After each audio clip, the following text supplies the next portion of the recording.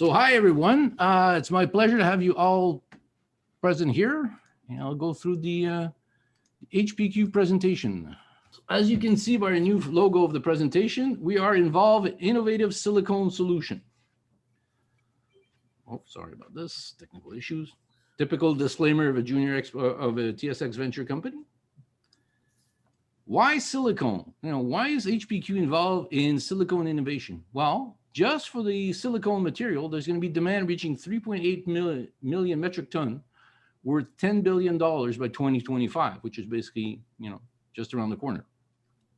What is silicone used? There's really two general quality of silicone that are used. There's called metallurgic grade silicone, 98%, and chemical grade, which affectionately called 2N+. So it's used in everything that we need for modern civilization, those type of product. It's done everywhere else. Interestingly, also, it's very involved in energy efficiency and alternative energy.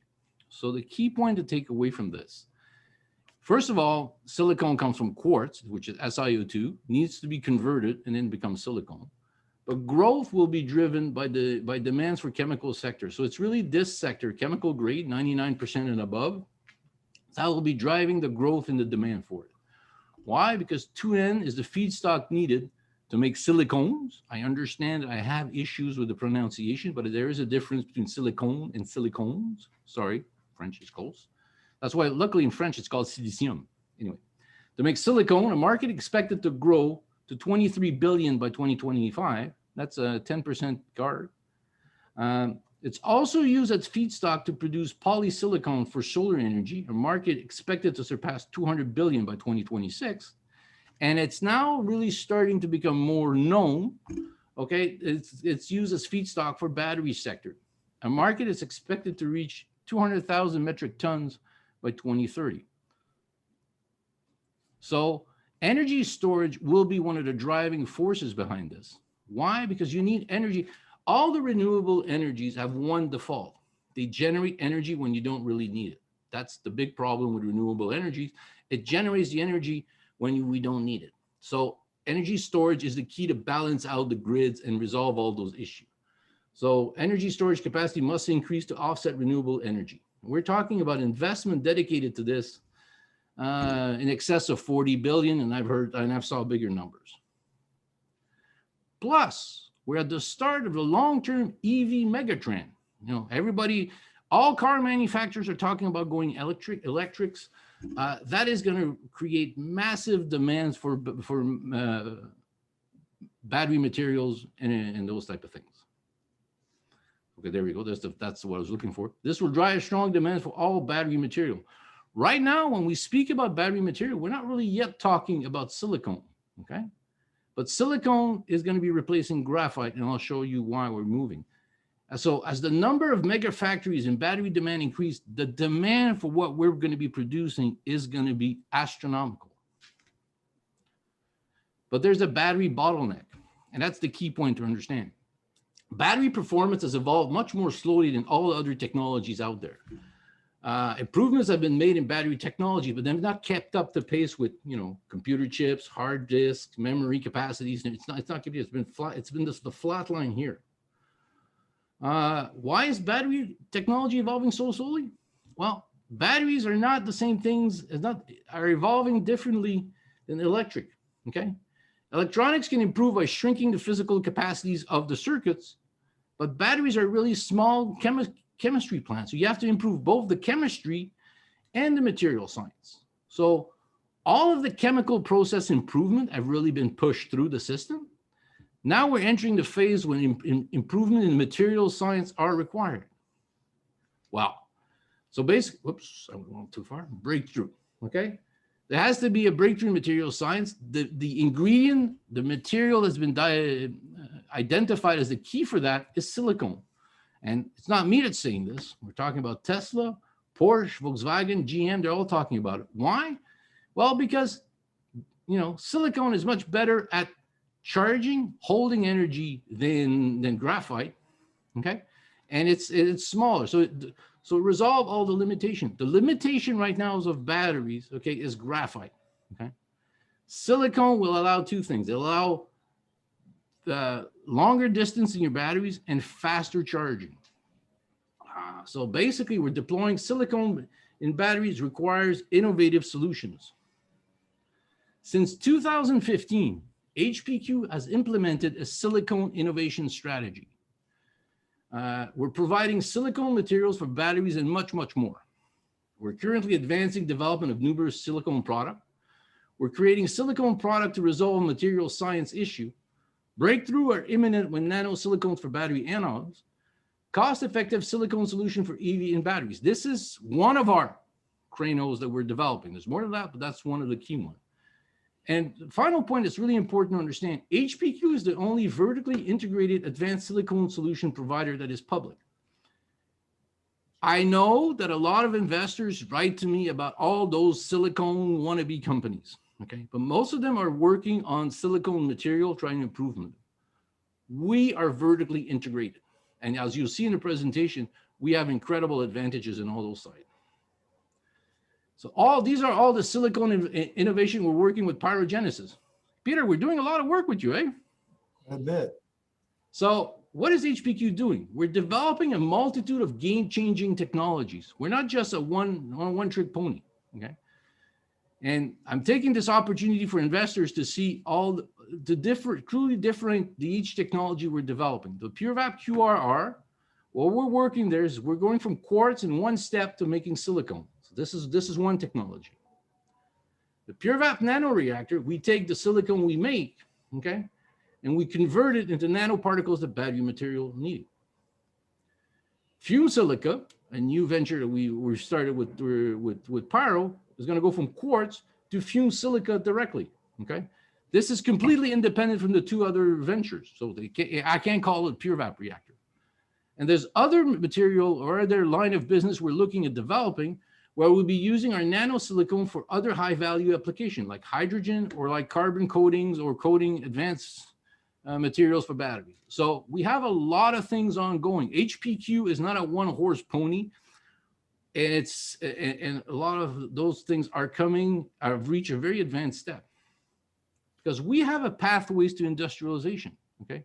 Our project, investors are lucky. So if they're coming into HPQ now, we have at least two projects that are the part of the pilot and industrial pilot plant phases. One is going to have the pilot plant started. The other one is starting the building of it. We're not at the beginning phase of the research. We're much more advanced. So we have, if you take a look at PureVap QRR, all the process step, everything I went to do with the R&D is done, completed, okay? All the plant has been designed for the industrial pilot plant. It'll be commissioned and start in Q4 of this year, operational next year. So that's pretty advanced. And then we already have a pathway of going commercial. How are we going to go commercial? How long it's going to take? That's part of the development. So we're already thinking that far ahead. Nano reactor, okay, we're at the beginning phases. Small spec equipment, we're doing improvement moving forward, but we already know all the steps to go forward, pilot plant, and all the way to go to commercial scalabilities.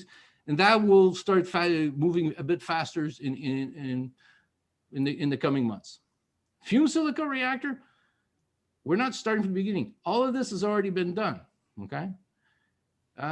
We know how to build a pilot plant, how to organize it. This is where we're starting up. So we'll have another pilot plant there.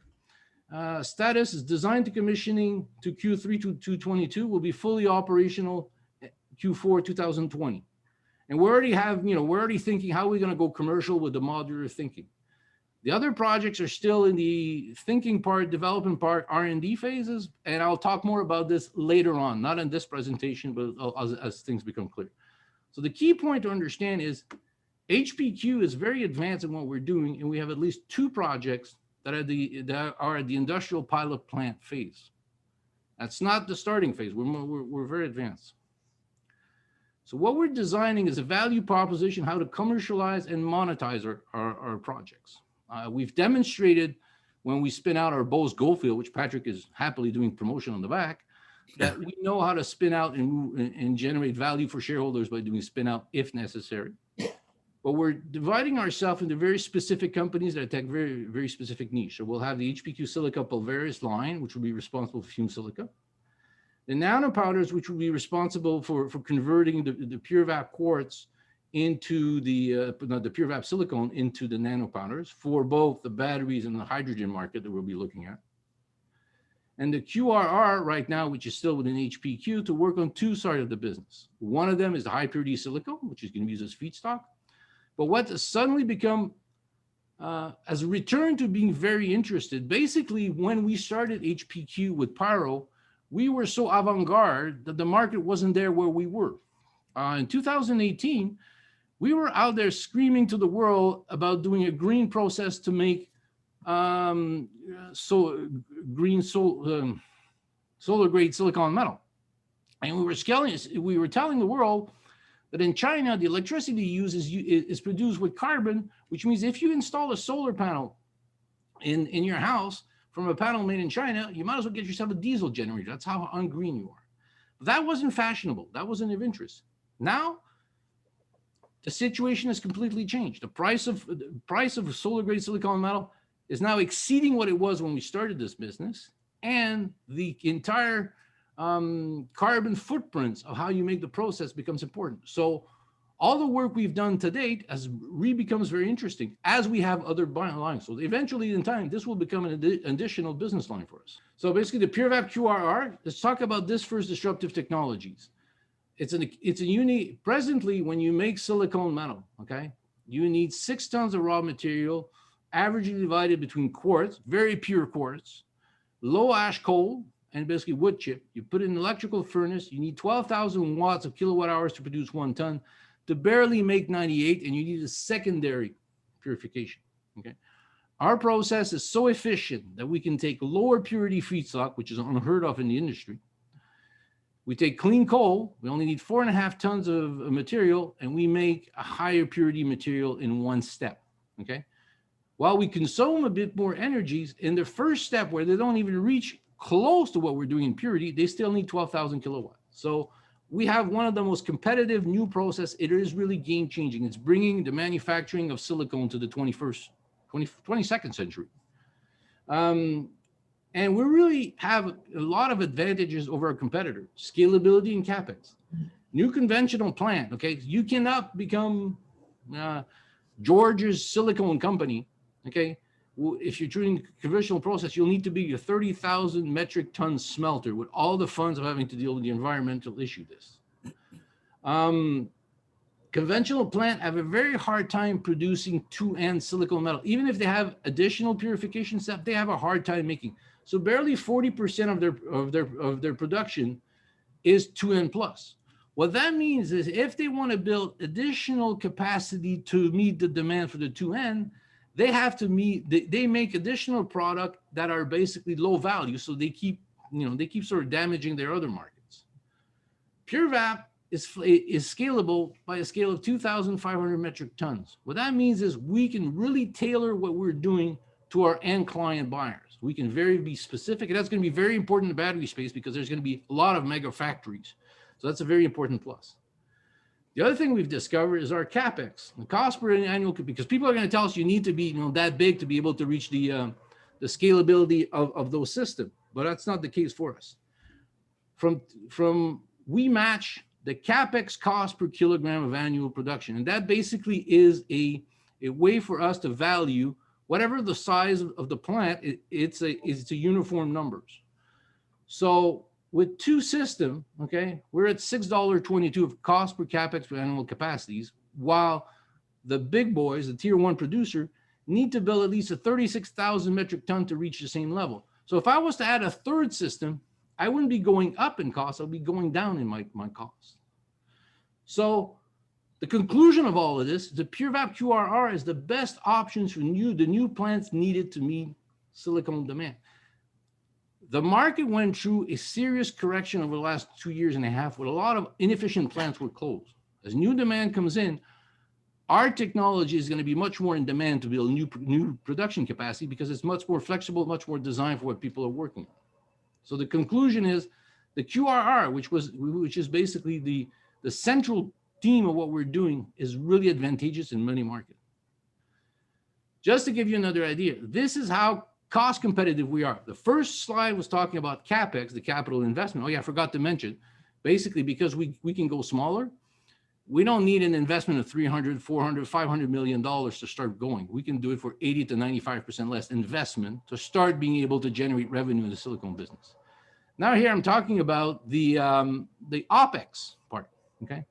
This is where we anticipate our cost is going to be making our high purity silicone metal, our 4N, okay?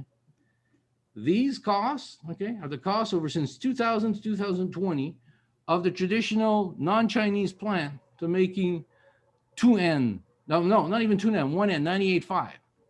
So we're even cheaper than the byproduct that they end up manufacturing when they try to do higher product. So we really are advantageous on those two levels, and that's going to be very beneficial as we move forward. Oh, you remember this face, Peter? So this is Peter and ourselves at the plant. This one we blurred for confidentiality. So the point I want to make, and when I'm close with talking about the section about the QRR, is we have always believed that our PureVap QRR process would completely revolutionize the transformation of quartz, SiO2, into silicone. And yet we continue to be amazed by the truly unique capability of the system, especially as it pertains to producing low-cost battery-grade silicone feedstock that can be used to make the nanosilicone materials needed for lithium-ion batteries. This is the key point to understand. This is also what differentiates us from all the other silicone companies trying to talk about silicone for batteries, okay?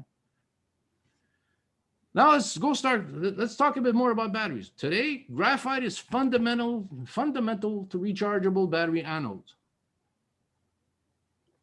Here you have an example of the chemistry of two types of batteries, okay? What everything is leading and trending to is by 2030, okay, from now to 2030, graphite will go down from 95% to 70%, while silicone will go from less than 5%, sometimes it's even 0, to about 30%. According to Roskill, by 2030, battery anodes may contain up to 30% silicone. This will create a massive demand for battery-grade silicone. Contrary to popular belief, you cannot use, okay, metallurgy-grade silicone produced from a smelter in the battery material. It needs to be worked and re-engineered. Silicone's share of the anode material demand is starting. As you can see, it's only starting to come in 2022. It's only starting, but you're going to see it's going up and it's going to become much more important. So silicone's position is there. Why? That's because the world needs silicone to make it better and faster charging batteries. You can't have a fast charging batteries on your car, which is what everybody's going to want in the electric car, if you don't have silicone.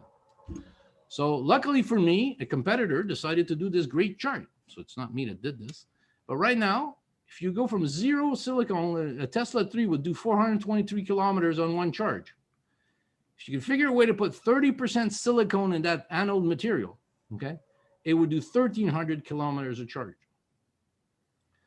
So this is the issue that we are attacking, and with the expert at Pyro, we are going to resolve, and we're going to deliver to the market. With a potential demand greater to 200,000 tons by 2030, who will be in a position to produce at the price that battery manufacturer will be willing to pay that silicone material, the silicone material? Because there are some challenges. If you take traditional silicone, you put in the batteries, it'll go through many examples of charging, discharging. It basically won't last long. It'll give you better charge, but won't last long. So that's one of the issues. There are economic solutions. There are technical solutions to resolve the issue. They're just not economically viable. Okay, these are all the current approach to silicone used in engineering. You have silicone structured in glass, silicone structured in graphite, silicone nano. Look at the cost, $22,000. Okay. Silicone nanopowders could replace graphite now, but new manufacturing process must be developed to allow SI material to reach cost parity with graphite. And we're talking $10 to $20 a kilogram. Multiply by 3, that's going to be the maximum. There's $30, $40 a kilogram. So you got to be able to make a product, sell it at that price, and make a massive enough money to reimburse your capital investment development. We believe we have the solution. And that's what we're developing right now with Pyrogenesis. Basically, we're in the commercial validation of a low-cost process to make and transform silicone. The QRR, first step. But that will allow us to produce battery-grade silicone. Our work to date has allowed us to identify what we need to do in the QRR to make battery-grade silicone now, which is not standard metallurgy-grade silicone metal. We then make it through our reactors, and we produce the nano powder. HPQ will be in a position to produce the material that battery manufacturers are looking for. And that's our focus. We're not looking to be the first one. We're looking to be the one that can deliver, produce at a price that the manufacturer is going to want massive quantity of. That's what we're looking for. Because the pure VAP nano reactor is a game-changing, low-cost, plasma-based process that can transfer battery-grade Si made by us into the customized nano material that electric are looking for. We're solving the puzzle for batteries, the silicone puzzle for batteries. HPQ, our division called HPQ Nano, working with Pyrogenesis is developing that technology. But you guys got to remember, the Pyrogenesis is more than 20 years of experience developing and using plasma atomization to make metal powders for 3D printing. So that's the technical team. These guys have gone through the ringers many times of the R&D research and developing. They understand that R&D stands for research and destroy, but they also understand how to resolve the issue.